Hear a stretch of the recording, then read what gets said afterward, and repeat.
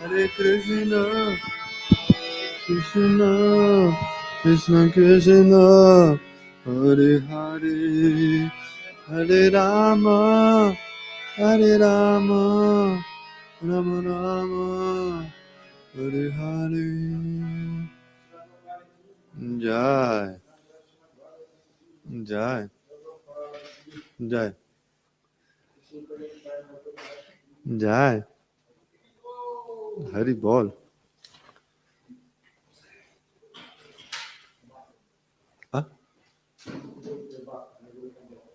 Oh, Krishna Yadav.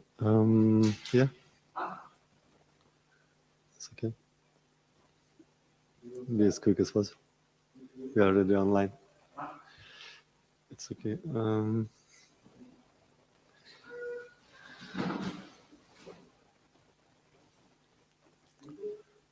Jai. Reading from Srila Prabhupada, Lilamrita. Try to be as quick as possible. Try to be very quick.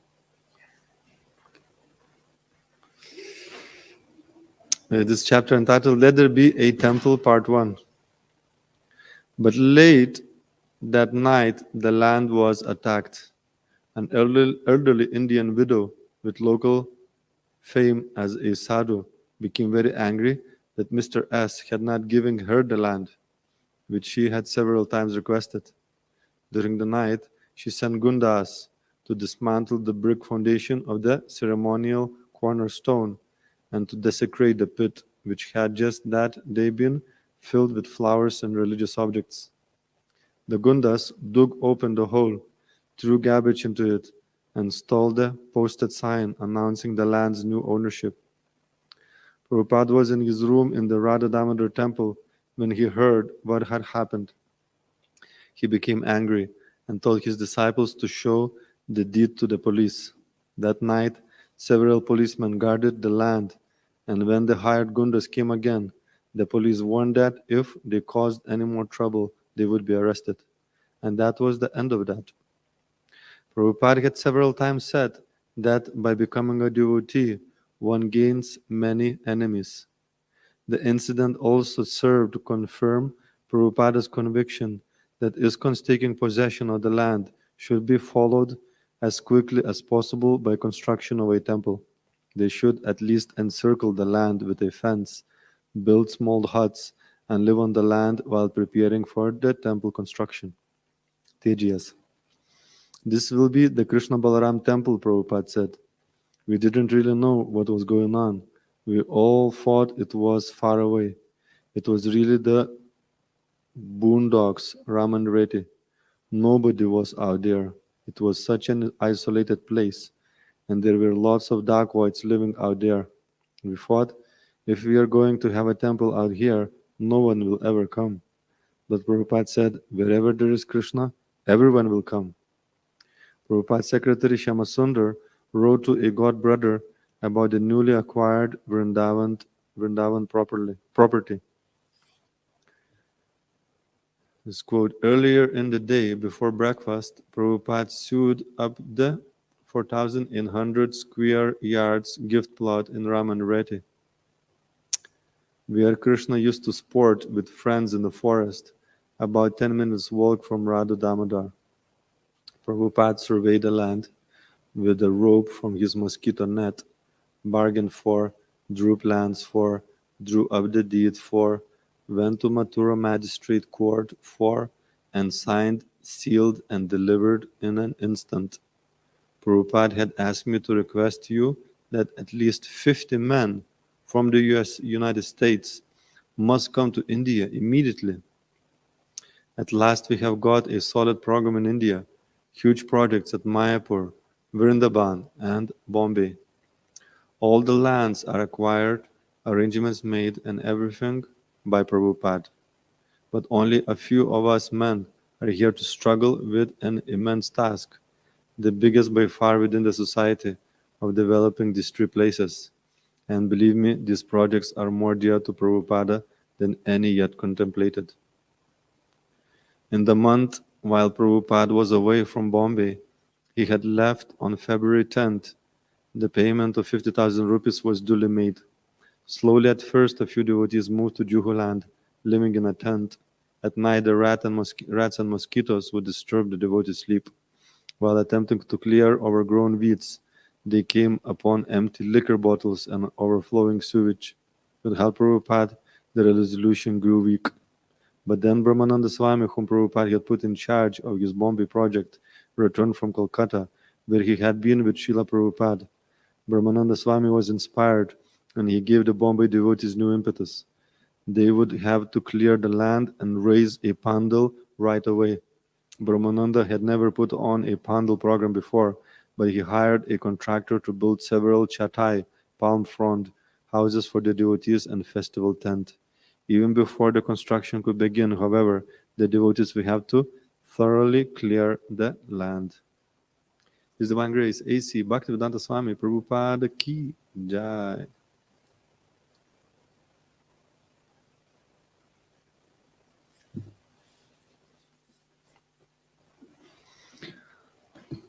Om Namo Bhagavate Vasudevaya.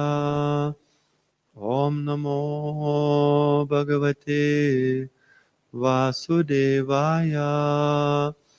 Om Namo Bhagavate Vasudevaya. Reading from Grantaraj Srimad Bhagavatam, Canto 6, Chapter 14, text number 57 onwards. We'll finish the chapter and start another chapter 15. Jai.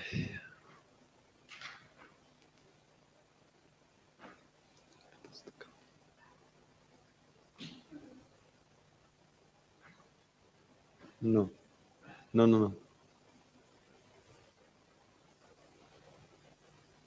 Left. Anyway, it's okay. No. Yes. Sorry. Sorry for being rude. I just need the floor, get the mercy that I be able to speak something. So I'm gonna read the two translations, and if you can scroll down, please, on the computer. Thank you very much. So we're starting from text 57. My dear, this is Queen speaking. My dear son, you have slept a long time. Now please get up. Your playmates are calling you to play. Since you must be very hungry, please get up and suck my breast and dissipate our lamentation. My dear son, I am certainly most unfortunate, for I can no longer see your mild smiling. You have closed your eyes forever. I therefore conclude that you have been taken from this planet to another, from which you will not return. My dear son, I can no longer hear your pleasing voice. Shri Shukadev Goswami continued, accompanied by his wife, who was thus lamenting for her dead son. King Chitraketu began crying loudly with an open mouth, being greatly aggrieved. As the king and queen lamented, all their male and female followers joined them in crying. Because of the sudden accident, all the citizens of the kingdom were almost unconscious. When the great sage Angira understood that the king was almost dead in an ocean of lamentation, he went there with Narada Rishi. Thus end the Bhaktivedanta purports of the 6th chapter, 14th chapter, 6th canto, 14th chapter of the Srimad Bhagavatam, entitled King Chitraketu's Lamentation. Chapter 15. The saints Narada and Angira instruct King Chitraketu. In this chapter, Angira Rishi, along with Narada, consoles Chitraketu as far as possible. Angira and Narada Rishi came to relieve the king from excessive lamentation by instructing him about the spiritual significance of life. The great saints Angira and Narada explained that the relationship between father and son is not factual. It is simply a representation of the illusory energy. The relationship did not exist before, nor it will stay in the future. By the arrangement of time, the relationship exists only in the present. One should not lament for temporary relationships. The entire cosmic manifestation is temporary. Although not unreal, it is not factual. By the direction of the Supreme Personality of Godhead, everything created in this material world is transient. By a temporary arrangement, a father begets a child, or a living entity becomes the child of a so-called father. This temporary arrangement is made by the Supreme Lord. Neither the father nor the son exists independently. As the king listened to the great sages, he was relieved from his false lamentation, and then he inquired about their identity. The great sages presented who they were and instructed that all sufferings are due to the bodily conception of life. When one understands his spiritual identity and surrenders to the Supreme Personality of Godhead, the Supreme Spiritual Person, one becomes actually happy. When one searches for happiness in matter, one must certainly lament for bodily relationships. Self realization means spiritual realization of one's relationship with Krishna. Such realization ends one's miserable material life. So that was overview of the chapter. So now we'll read a few translations. Sri Shukadev Goswami said, while King Chitraketu, overcome by lamentation, lay like a dead body, at the side of the dead body of his son, the two great sages Narada and Angira instructed him about spiritual consciousness as follows. O king, so this one actually has got purport. Oyam Syatava Rajendra. Oyam Syatava Rajendra. Bhavan Yam Anushochati. Bhavan Yam Anushochati. Tvam Chasya Katama Srishtau. Tvam Chasya Katama Srishtau. Puredanim Ataparam. Puredanim Ataparam. Koyam Syatava Rajendra. Bhavanyam Anushochati. Tvam Chasya Katama Srishtau. Puredanim Ataparam.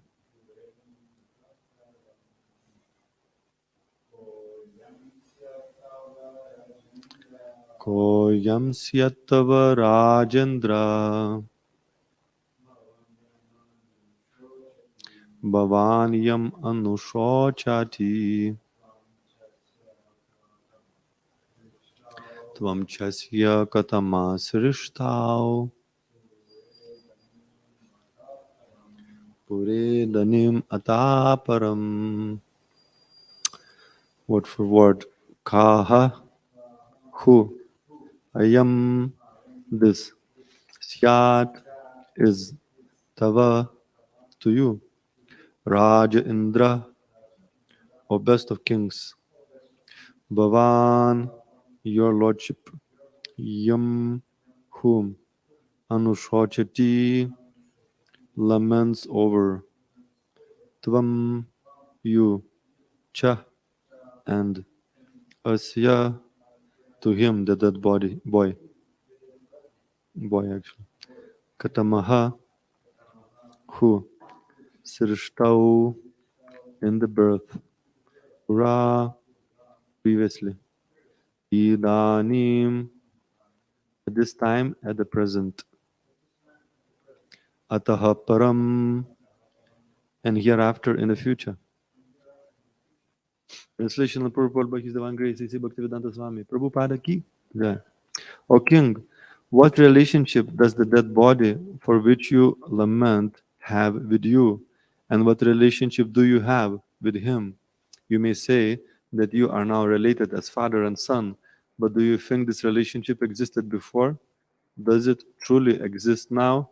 Will it continue in the future? Purport. The instructions given by Narada and Angira Muni are the true spiritual instructions for the illusion conditioned soul. This world is temporary, but because of our previous karma, we come here and accept bodies, creating temporary relationships in terms of society, friendship, love, nationality, and community, which are all finished at death. These temporary relationships did not exist in the past, nor will they exist in the future. Therefore, at the present moment, the so-called relationships are illusions.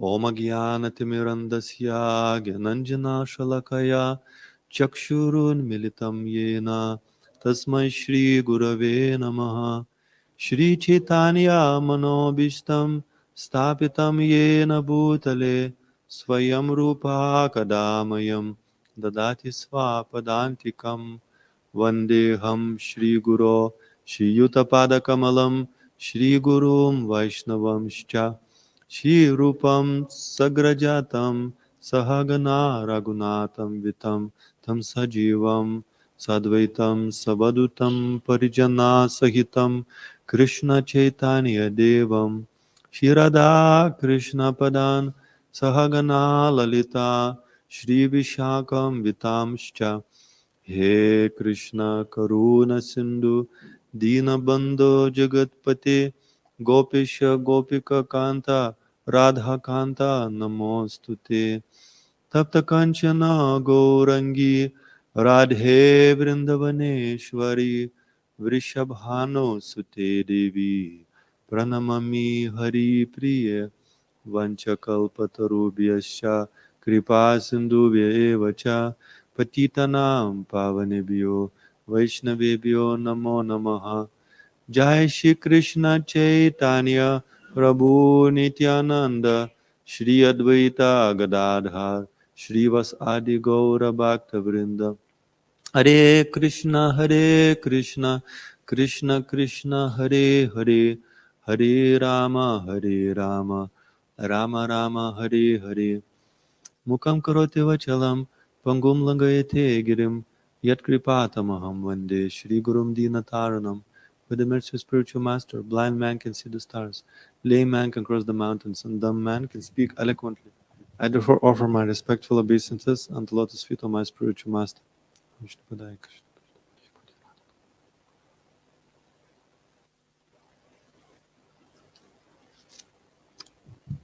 So the translation again. O king, what relationship does the dead body for which you lament have with you?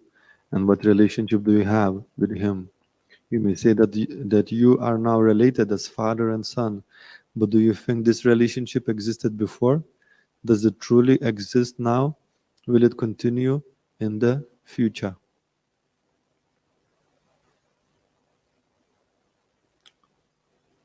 So you can see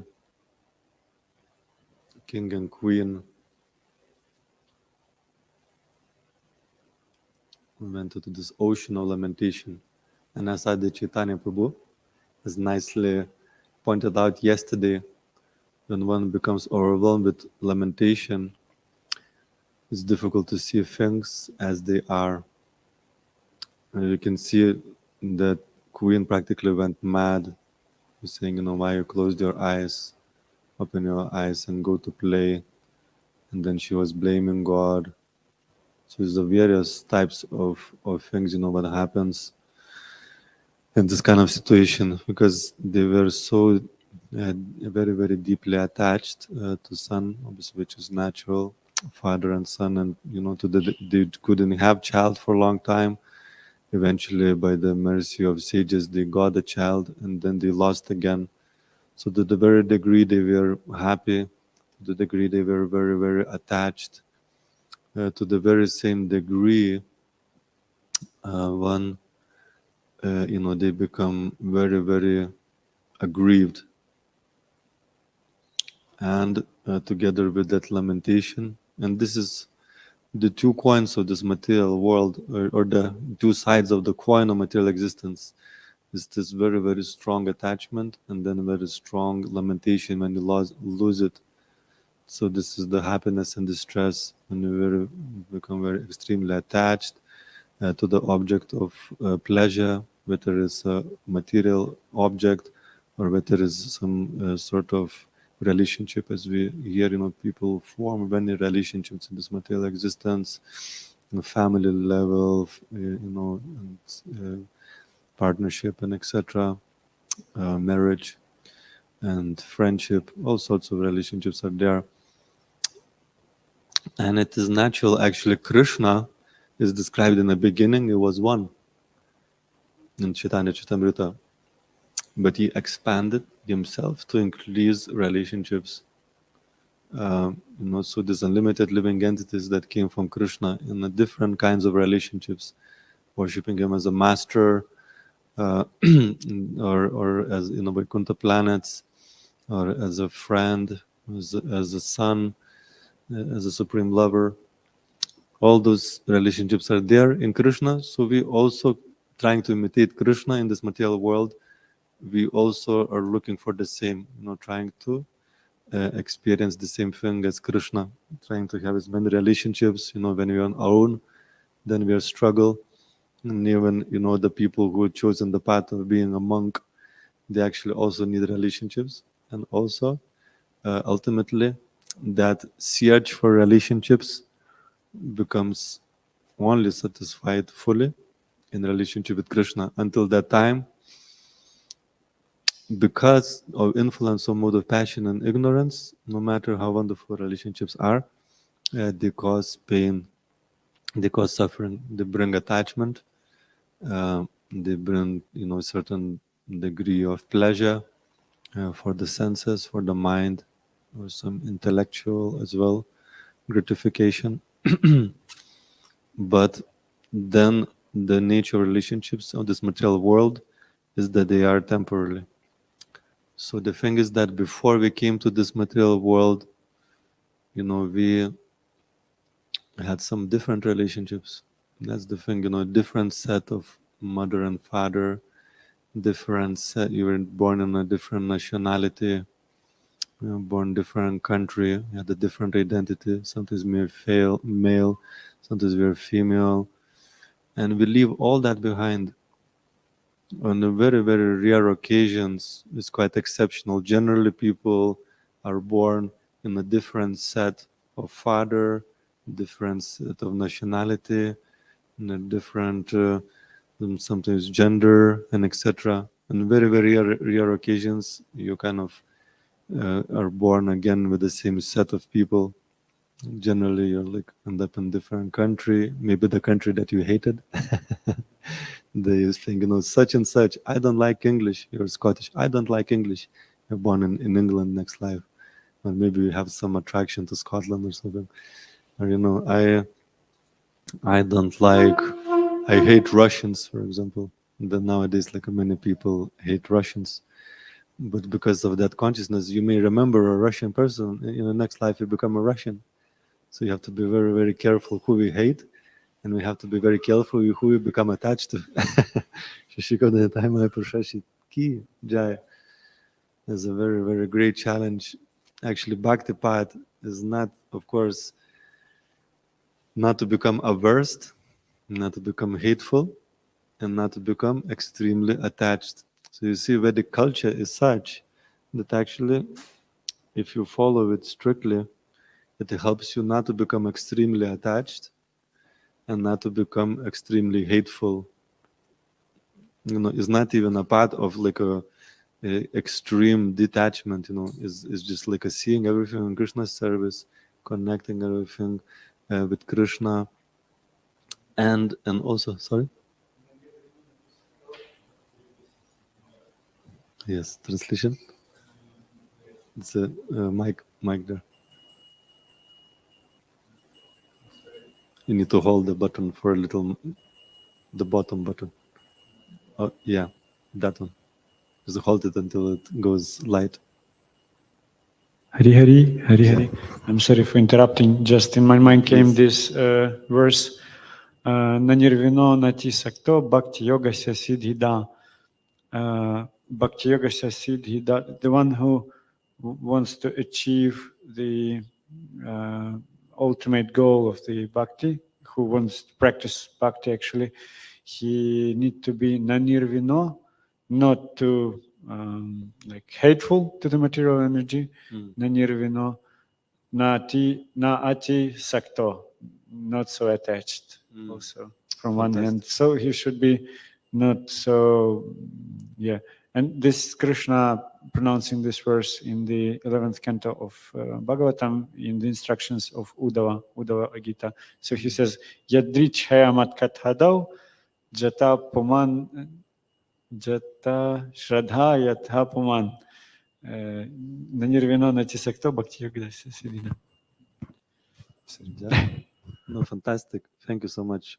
So you backed up my statement with a shastric thing, because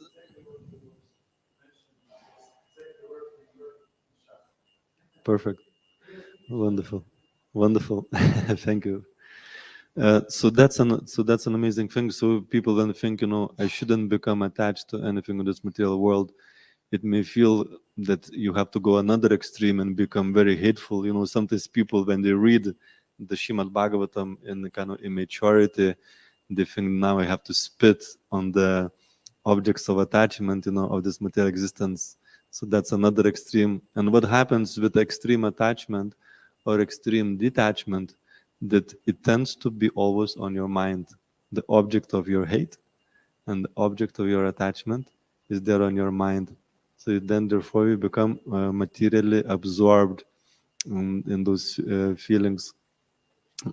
So it's neither, Krishna consciousness is neither a path of hatred, and therefore, as devotees, and also as a Vaishnava and devotional culture, if you really analyze it, there's a many elements that are, seem to be like extreme in a modern way of thinking and living. But if you really analyze it, it's actually allowing you not to become extremely attached to anything or anyone, and not to become extremely hateful or these things, but actually seeing anything in relationship to Krishna. So detachment doesn't mean that you become like a cold-hearted and etc.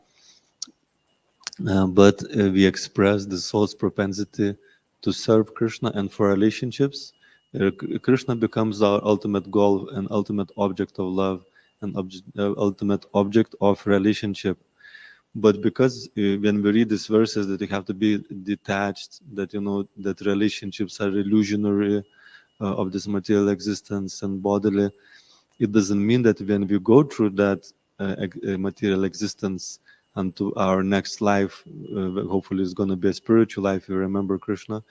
But if you have to take another body, if you want to be born in a devotee family, you want to become very, very advanced.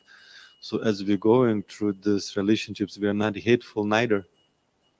We are not hateful neither as we're going through this material existence, and there is a relationship of father and mother. Devotees do have a father and mother. A lot of devotees, majority of devotees, they start family life. And Prabhupada says that that affection that goes, that is there, is natural. But one tries to navigate through life in such a way that it doesn't become excessively attached. And in order to not to become excessively attached, our loving propensity has to deepen with Krishna as we navigate through different stages of life, whether it is a brahmachari, whether it is a grihasta, whether it is vanaprastha, sannyas. The attachment to Krishna has to be increasing more and more and more. And at the same time, we are not neither hateful, neither extremely excessively attached to the people that comes into our life. And comes into our life, and in terms of father and mother, we cannot choose father and mother; they are there. So we try to somehow or another, through our behavior, through our Krishna consciousness, to benefit them spiritually. But we know that we had many fathers and mothers as well. So with this transcendental knowledge, our attachment starts to become loosened. Our attachment becomes loosened to the bodily relationships, and then the family life will be there, and just naturally there will be some attachment between husband and wife, there'll be some attachment among children, etc. And that may satisfy a certain emotional needs of the people that they have, until they experience fully relationship with Krishna. Those relationships are important. They will be necessary to navigate and to satisfy the soul's hankering for love. However, as we're going through those stages of life, through our cultivation of Krishna consciousness to getting to know Krishna, we are more and more and more deeper in our relationship with Krishna, and then the knots of attachment loosen, whichever, also in a brahmacharya ashram, if you want to be a long term, it still has to be, relationship has to be there. In the meantime, with brahmacharis, in the longer term, the relationship with Krishna has to become so strong that it fulfills those needs of the soul to have a relationship. So one way or another, the soul must have a relationship, but in the meantime, it becomes absorbed and attached in the bodily situation. And if we don't act on this platform of cultivating and deepening our relationship with Krishna, is we don't make Krishna the ultimate goal, and we allow this flickering situation, and it's often you can see that even this extreme attachment can just flip into extreme hatred. You can see so much in the modern day how it's just like a same side of the coin, because there's no Krishna consciousness. It just flips from extreme attachment to hate and back and forth. So it's very and therefore there's an ocean of lamentation. As we can see, this story is illustrating the excessive attachment that King Chitraketu and his queen has developed, and it caused, the unbelievable ocean of lamentation. So if you just forget Krishna, so even if you just want to be happy, and at the moment you are not so Krishna conscious that you made your goal Krishna as the ultimate goal, even if you just want to be happy, you have to follow this path of bhakti, because if you're not, you will be just flickering between ocean of lamentation and between this over excessive happiness. It's just going, through your waves of, going up and feeling extremely elated when things are going well, or relationships are fantastic, and becoming extremely disturbed and unhappy and miserable when those relationships kind of fail or become people become separated because of death with their relatives and etc.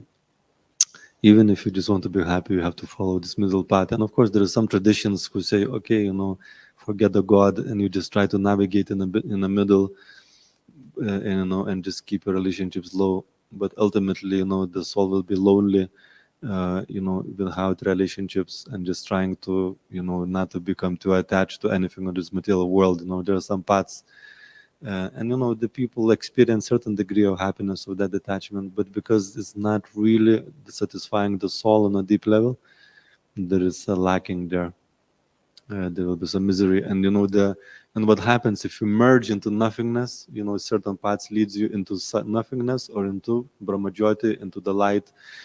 What happens there? Eventually, the soul who merged and annihilated its identity, eventually the desire for love, for relationship awakens again. It cannot be extinguished. Eventually, sooner or later, it awakens again, and the soul is born back again to try to find the relationship until it finds this ultimate relationship with Krishna. So when we hear these verses, we have to take into this broader perspective. It doesn't mean that you become hateful, and also we shouldn't remain. And if we are on a hateful platform, we should not remain there.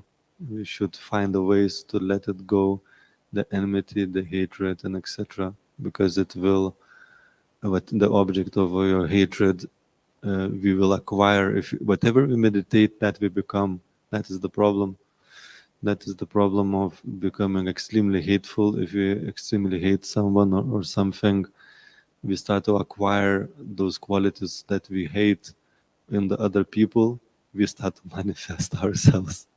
So it's not a path to go of being extremely hateful, and then extreme attachment as well is also another path, and we have to navigate through life. When you can see the Vaishnav culture, it's in terms of building relationships, of starting a relationship, starting a marriage, is actually protecting from that excessive attachment that can form. Is considered the strongest attachment that can form in this material existence is between female and male, or nowadays it has developed as well between female and male as well. In a more modern situation, and therefore it causes extreme amount of suffering. So actually, for those who go the path of grihastha, it is recommended not even if possible, it's not always possible to follow the path of for example, falling in love, because that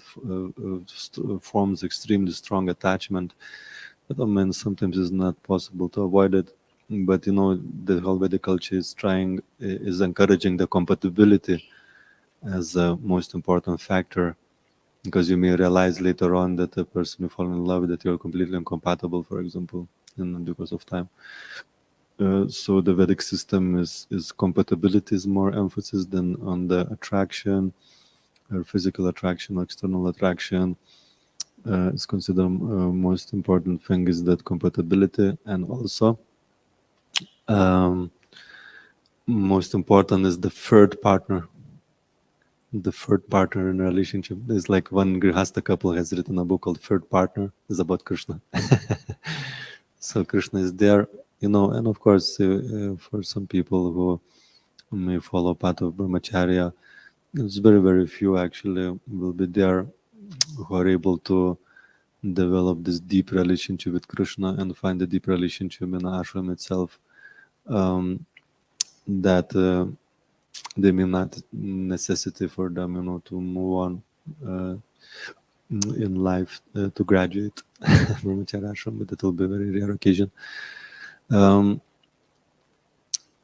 So and you can see, but obviously some people are not ready to hear this as well. When you're extremely attached and you're going through lamentation, you may not be ready to hear. But like Angira Muni was very, very elevated, and Narada Muni, they went straight to the point.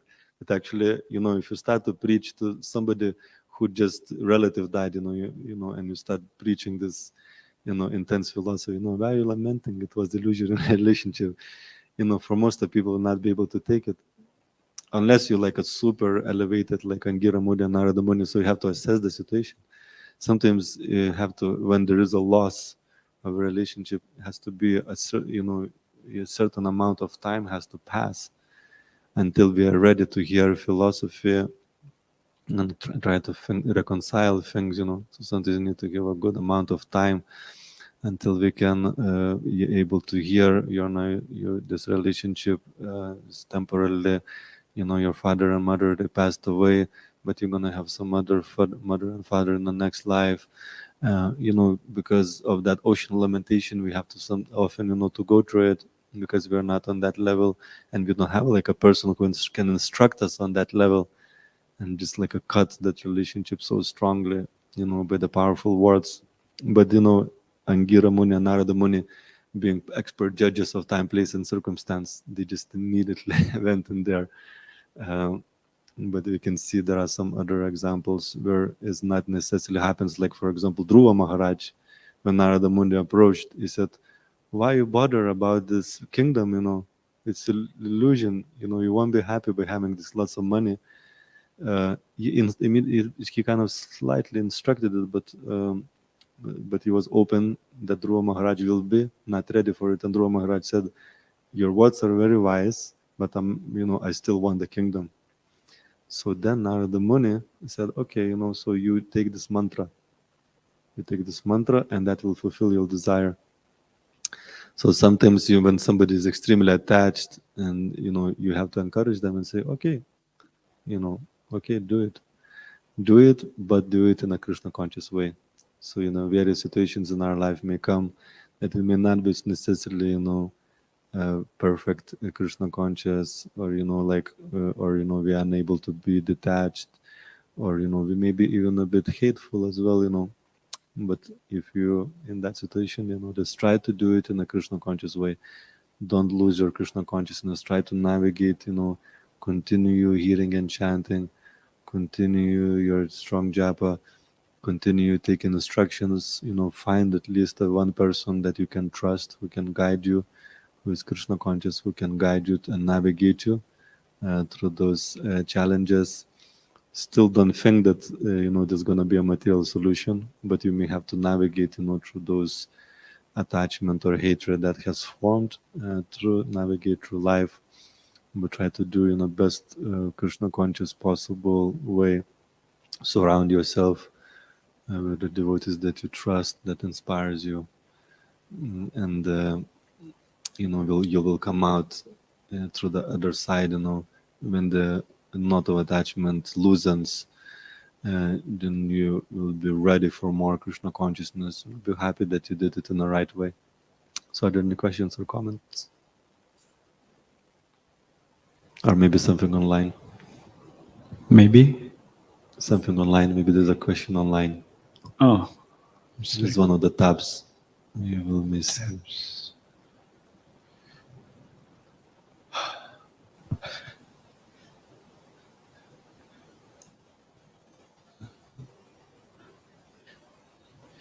No, I guess it's no questions. It should Okay. be in the comments to the video, yeah? In the YouTube. Mhm. It should be there. Yes. No. Okay. There's no questions. Okay. No, go ahead. I just wanted to say, you mentioned that these two sages, Narada and Dangira Muni, namely, they were like straightforward. They didn't they just didn't tell, like in the case of Dhruva Maharaj, we should say that we should have some kind of wishy-washy preaching. I can say indirect bridge, because he He was too attached. He was just too attached. he was too attached. But he had a lot of energy. He had a lot of energy. Yeah. He was Kshatriya, and his feelings were harmed, because it was not much about the kingdom. It was about his feelings, that I should win. I should, this spirit of competence, competition. In this case, they go very straightforward. Here they are just preaching him why do you lament? And still, the thing that I've noticed here in the modern world, we've got such a such a subject matters like coach. Everyone, I think, heard this, and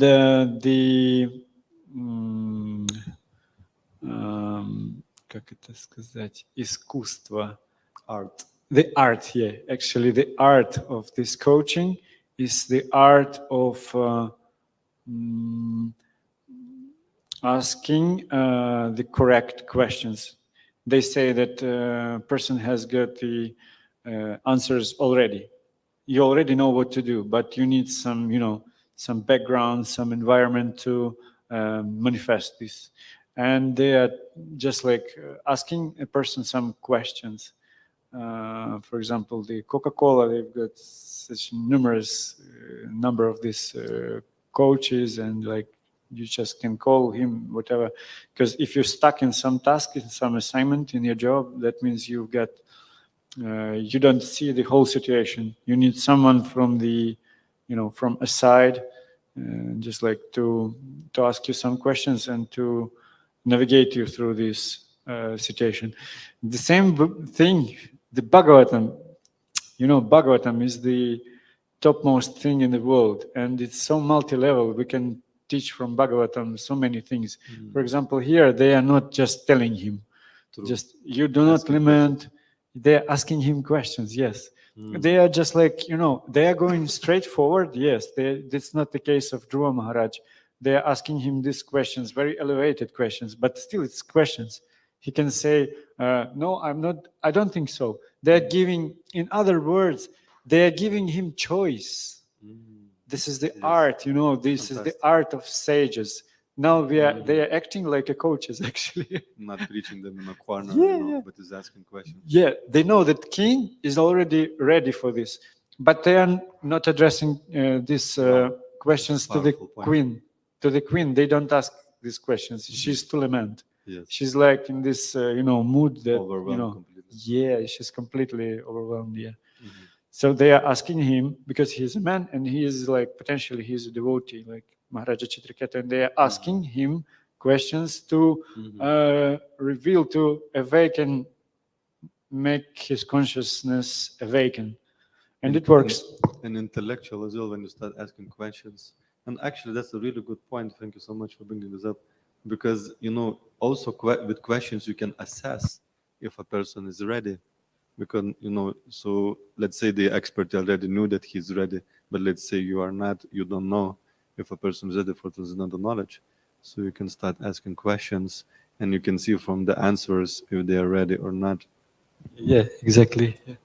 Nice. That's a really good point. And actually, interesting thing that technically speaking, they didn't go straight away into this. In the beginning, the king really, really wanted son and a queen. And the sages approached, and they didn't preach to him, why do bother about the son? He said, okay, So they so expertly, they encouraged, okay, have a son. But then when the son died, then they were back, and then, his readiness was there, certain amount of detachment comes, with the loss, and, pain as well, and frustration, etc. In the beginning, it's like a turmoil of emotions.